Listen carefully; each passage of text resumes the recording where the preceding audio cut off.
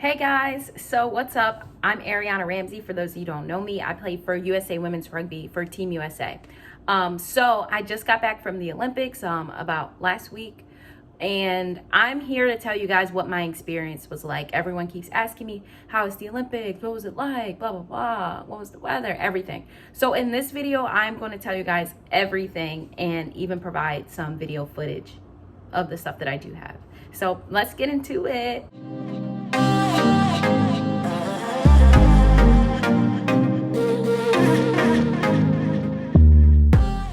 Okay, so first of all, it was an extremely long travel day for us. So more like travel week. So when we left LA from our training center. And when we left LA from our training center, that's what I vlogged. I vlogged us from LA all the way to Mimasaka, Japan, not Tokyo. Mimasaka, Japan is where we stayed before we actually went to the village. So that's what my last vlog is about, journey to the Olympics. I will show you guys that video there. So if you want to watch that, you can. It's a whole vlog of just us. So that took about 36 hours to get. It was a pretty far journey to get from San Diego to Japan. So then we stayed in Mimasaka, Japan for like a week. It was amazing. Like that was a huge part of the journey. Like we stayed in this hotel. It was like a spa hotel. So we got massages like every day. We went to practice. It was like our field was only 5 minutes away. The field was beautiful. Like it was just amazing, and it's super relaxing too. So I would think it was like a great way to pamper us before we actually moved on to the hype of the Olympic Village. So after that week was over, we then went to Tokyo, Japan. So from our hotel, we went on we took a bus to the train station, where we took the bullet train from Mimasaka to Tokyo, Japan. That was really cool. Also, it was a really good experience because a lot of people have heard so many things about the bullet trains and how fast they are and how quick you got to get on. You got 60 seconds to get on. So that was a really cool experience because it was all of us, and we had to get on the train within like 60 seconds. But we shipped most of our bags before we left so that we didn't have a lot of stuff to carry. So because you guys know how much stuff we have to carry, like a lot of bags. Like each person has their bags plus the team bag. So it's always a lot of stuff that we have to carry. So we didn't have to worry about that, but we just had like our personal bag and our backpack. So we were good. Everybody got on in time. So that worked out. So once we got to the village, it was like, we pulled up on these buses. So once we got to, once we took the 3-hour trip, we took a bus to the village. So we got to the village, and it's like normal, it's like any normal, I won't say normal village because normal village isn't normal, but it was just like a transportation area. So we got off the bus and we go through these scanners to see, check for metal detectors and stuff like that. So we went through that. But then we each went to our rooms. We got our keys and we went to our rooms. And once we went to our rooms, there's 2 giant bags full of our stuff. So that's our team kit, this fire shirt that I have on, so much polo, so much Nike, sneakers, earphones. We got a Samsung. What else did we get? We got 6 pairs of sunglasses. The sneakers are fire. I want to show you guys them actually. So I'll be right back. Okay, I'm back. So we got these shoes. They're super different. I don't know how often I'd wear these, but they're pretty cool. I just think they're cool. They're exclusive, so like I said, get the exclusive. So we go into our room. We got all this stuff, and I'm just overwhelmed because if you know me, I'm not gonna lie, I don't like having a lot of stuff. I don't. But this is, obviously this is exclusive kit, so I'm hyped. I got rid of all my other stuff, and I'm just like, okay, this is my new kit. This is what I'm wearing. So when I got home, but obviously I was super excited to have all this stuff. So we got all our stuff. And so when we get there, we're all just going through our stuff. Chetta, she was my roommate. She's super organized, and she was just going through everything, checking her list, making sure she had everything. Me, I'm just opening stuff, looking at it, making my TikToks hey, look at my outfits. So And then like I didn't even open the polo bag because I was just like, I'm exhausted and I'm tired. Like obviously we had a really long travel day, so I was just like, I'm tired, I'm gonna open the first bag. And then I just ended up never opening the polo bag until like now when I got home. So it was a lot of stuff. So I have a whole new wardrobe. Besides that, yes, we had these cardboard beds. Yeah, they were cardboard. Yes, they were. We've made like Alona Mar, if you guys know her, she's made like really funny TikToks about the cardboard beds and how, but they were sturdy, so that was good. I mean, not the most comfortable thing. Obviously, my bed at home is more comfortable, but the beds were cardboard, but they were sturdy. So it was like, I guess it was like the ecosystem thing to like save the earth or something. I don't know. But yeah, so it was really cool. We had this huge balcony. The view was immaculate. It was so nice. I have a video of that for sure. And yeah, I was just living in heaven, literally. I was like, wow, I'm on an Olympic village with all Olympians. We're all good at our sport. So it was really cool. I think there were like, I heard there were like 11,000 Team USA athletes. So like, yeah, top 1%, period. It's no doubt about it. And it's just crazy. It's so crazy. So cool. So yeah, that's the first day. We get there, super cool. Other than that, so after that, like we went to practice, we put our cool kit on, we could wear whatever we want out of the kit. So that was fun to like mix and match the outfits. One of my favorite parts, so we had to go to the opening ceremony, and that was my favorite part. I'm not even gonna lie, like that was insane. Like opening ceremony was like, so you guys know, like if you watch the Olympics, then everyone is like on TV in the beginning, and it just shows like the opening ceremony of the Olympics, and we all like walk in our countries with each country. So the process was really long because there are so many countries. So like it took hours for us to like actually even get into the open ceremony place, like where the cameras were and all that other stuff. So it took forever. It was like we were in these tunnels with like just groups of people. We were sweating. It was hot. We had on our blazers, and I'm like, dang, how am I supposed to be fresh after this, looking nice on the camera? I mean, it still came out good. We all came out good, but it was really cool. I got to meet Kevin Durant. Can you believe it? Kevin freaking Durant, Damian Lillard, just so many famous people. And I was just like, I was just, after that, I was just like, okay, I'm famous. You can't tell me anything. Like, I met Kevin Durant. We got a picture, had a conversation. It was crazy. So that was my favorite part. But then like, so after we like finally got through, once you first walk into that opening ceremony area, it was just, I couldn't get over it. It was like, it was magical. It was like how can I even explain it? And that I didn't take videos of because I was living in the moment. But it was crazy. Like the lights and there was like, I don't know if it was like fireworks or something. I don't know what it was, but it was just like,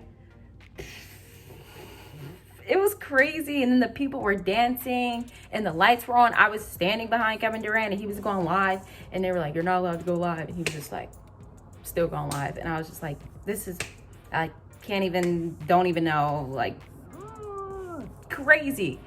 It was just, it was insane. That was my favorite part about the Olympics, was the opening ceremony. Like the people I got to see, the people I got to meet, that was really cool. So yeah, enough about the opening ceremony. So yeah, so between the time that we're like not at, like after the opening ceremony, so we go back to our rooms, whatever, so between that time we're just practicing like every single day. We practice, then pool recovery, and then like maybe chill, get a massage or something like that. And that's just our day-to-day life. And then we obviously eat lunch together, eat breakfast, lunch, and dinner together. So yeah, that was really cool. Make TikToks in between. Like I've interviewed, I'm going to show you guys that TikTok actually. Asking random Olympic athletes their name and sport, part 2. Okay, I'm making a TikTok introducing athletes. What's your first and last name in sport? Tyler Downs, and I'm an Olympic diver. Awesome, thank you so much. Yeah. Okay, I'm introducing athletes to my TikTok. Can you say your first and last name and what sport you play? My name is Francis Dialpo, and I'm a tennis player. Awesome, thank you. Hey, I'm Ariana, so I'm interviewing athletes for my TTok. What's your name and what's your sport? I'm Ravenhawk Saunders, track and field, shot put, Team USA. Fire. Let's go. Cool, let's get it. It was really cool. I was interviewing different athletes that were on the campus, and I was just asking like what sport they play, blah blah blah. We had this whole pin trading thing where we like traded pins. Each country like traded pins. Let me show you. So like all these different pens are from different countries, like India, Argentina, Poland, just a lot of different countries. Okay, yeah. Oh, there's more down here. Cayman Islands. Yeah, like you just trade pens with different countries, and I thought that was really cool. So, yeah, that was fun. Oh, here's my credential that I'll keep probably forever. Yeah, it says Olympic athlete. Okay, yeah. But, so that was really cool. That was really fun. We're trading pens with people, and like that's how you got to meet people. So when I would interview the people, I was like, hey, what was your sport, blah blah blah. Also, do you have a pen? So that was really cool. So then it was almost like before we knew it, it was like game day. So I'm like, okay, like the night before, I'm like, all right, so we're playing tomorrow. I wasn't that nervous, like because I know that I had my teammates with me. I wasn't as nervous as I thought I would be, honestly. I was able to sleep through the night, so that was fine. Once we like woke up the next morning, obviously I was already packed for the night before. So then we go to practice. I mean, we have primer at like 6 a.m. So we go to primer and then we eat breakfast, and then that's when we just head off to the field. So the first day we get there, like we get into our locker room. It's like just a typical day, honestly. But I feel like it starts to, it really starts to hit you when you're in that tunnel and you're waiting and you're like, oh wait, I'm actually, and the opponent is right next to you. That's when I'm like, oh, I'm really about to play some rugby out here, And then like the cameras are there and you're just like, that's when I start getting nervous. And then that's when I start to have to connect with my teammates. And I'm like, guys, I'm kind of nervous. Can I have a hug? That's me. So then like it gets nerve-wracking at that point. So then like we just run onto the field, whatever, and then like the first game we did really well. It was China, so we did really well on the first day. Great time, like it was nice. The second day we did not do too well. Well, the second day, first game we did well. And then we lost against Great Britain in the second game. We beat Argentina on the second day in the first game. Then we lost to Great Britain in the second game. That was super devastating for us. Like, no words can explain that feeling of knowing that you're not going to get, like, top 3. So that was just hard. Like, after that, it was like you had to, like, be able to pick yourself up and be able to come back the next day. And for us, we were able to do it. And we just got it done. So it's just really sad even thinking about it, but we're here, we had the experience, so it's cool. So then the third day we played against China, and that's where I tore my ACL. Also very devastating. Like I wasn't in for like the first half. And then like my coach put me in. I like went to go step to reach for her, but I stepped too hard and my leg went inward. Like, let me show you. A knee goes like this. Cool. My leg just went like, this way. Like, so, there goes my knee. Tore my ACL. ACL was torn. I was freaking out. It hurt so bad. It felt like I broke my leg. I was crying. It was terrible. Like, I'm telling you, that was so terrible. I don't want to relive that moment. So yeah, I'm out for the next 6 to 7 months, guys. So that's where I'm at right now overall. So we ended up ending the tour on with 6th place. Not what we wanted, but whatever, we did it. It was fun. We're going to come back again. So then after that, obviously we just like want to spend our last days together. Obviously we hung out with our coaches, with our teammates. So that was really fun. We just had some fun on the last day and that was it. So yeah, so the overall experience was fun. It was really fun. Like, now that I'm looking back on it, after I tore my ACL, I was just so upset. I was just like, I don't want to be here. Like, I'm just so sad I even came here. I know, right? The Olympics. But like, you have those thoughts when you break your body. For me, it's just like, every injury I get is just hard for me in general, because it's like, I really put my I really put my body on the line for this sport. And it's like, I always overthink, and like, is it worth it? Is it worth it? Should I come back? Will I come back? Like, am I, like, just a lot. It's just a lot of thoughts. And like, I always come back, because it's what I love to do. Like, I can't think of, obviously I can think of other things that I could be doing, but why would I want to choose that over rugby or over any sport? You know what I'm saying? So I am an athlete. I feel like I was born to play sports. I feel like this is what I was meant to do. And that may sound crazy to people who aren't athletes, but whatever. But this is what I feel like I was made to do. And even outside the sport, you inspire people to be the better them. So it's so deep, guys. But I really just wanted to end it on that. Yeah, so the Olympics overall was a very fun experience. Like, I've had a blast. Like, totally would do it again. I'd do it again, 10 out of 10. But my recovery, I'm gonna be back, y'all. Don't worry about me, because I'm gonna be back. It's gonna be fine. I'm gonna be okay.